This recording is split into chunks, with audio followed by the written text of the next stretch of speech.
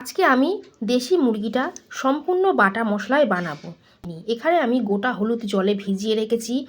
কালারের জন্য আমি এখানে গোটা দুটো কাশ্মীরি লঙ্কা নিয়েছি, জলে ভিজিয়ে রেখেছি। এখানে আছে হাফ চামচ ধনে আর হাফ চামচ জিরে, কাঁচা লঙ্কা। তার সাথে আছে রসুন, আদা, গোটা গরম মশলা আর একটা টমেটো। এখানে যত কিছু মশলা আছে টমেটো বাদ দিয়ে সব আমি শিলে বেটে নেব।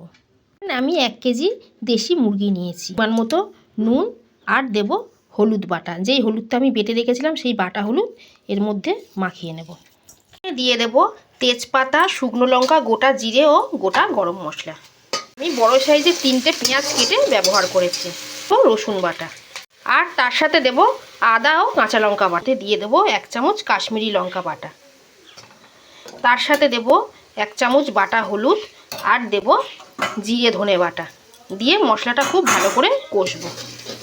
দিয়ে দেব নুন হলুদ মেখে রাখা মাংসটা আমি দিয়ে দিয়েছি। এবারে গ্যাসের ফ্লেমটা জোরে করে খুব ভালো করে ভাজবো। তাতে মাংস খুব ভালো করে ভেজে নিয়েছি। এবারে এর মধ্যে দিয়ে দেব নুন আর দিয়ে দেব টমেটো কুচি।